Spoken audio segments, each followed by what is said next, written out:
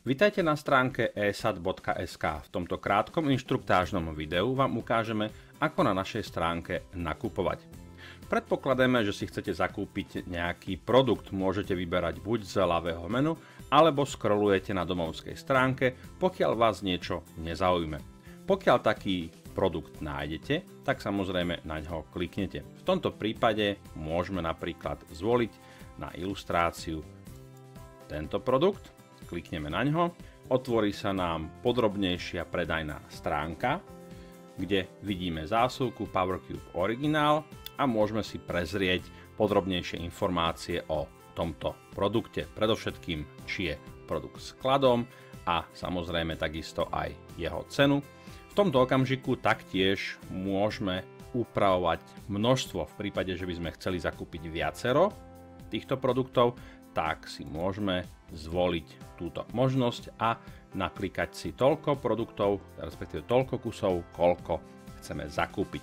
Pokiaľ sme sa rozhodli, že toto je tá vec, ktorú si chceme zakúpiť, tak klikneme na tlačítko do košíka, ktoré nám spôsobí, že produkt sa nám vloží do košíka. Takisto sa nám v tomto vyskakovacom okienku ešte raz ukážu podrobnejšie informácie o tomto produkte a takisto sa nám ukáže náznak poštového, ktoré budeme s najväčšou pravdepodobnosťou pri tomto produkte platiť.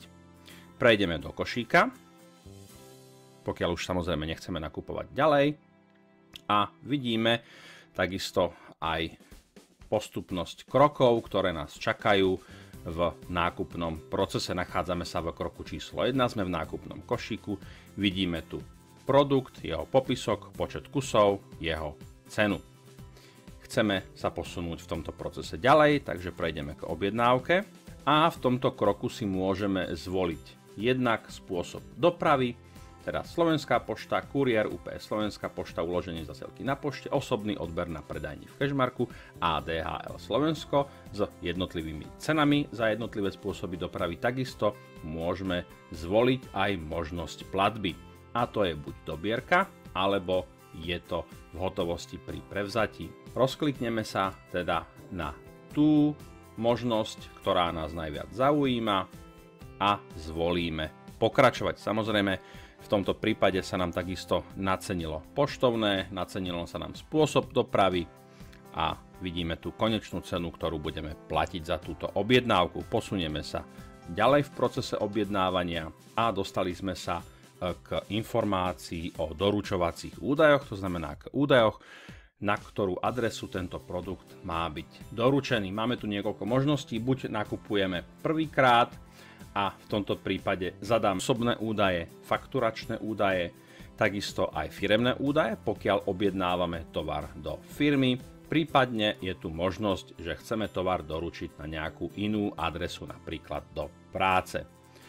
Pokiaľ sme samozrejme nákupcom, ktorý tu už nakupoval a máme registrovaný účet, tak sa prihlásime a objednávku môžeme doručiť. V tomto prípade sa prihlasovať nebudeme, budeme pracovať len s tým, že nakupujeme poprvýkrát, zadáme osobné údaje, fakturačnú adresu, firemné údaje a tak ďalej. A v prípade, že je to všetko, tak nás čaká posledný krok, zaškrtnutie polička súhlasím s obchodnými podmienkami a kliknutie na tlačítko objednávka s povinnosťou platby.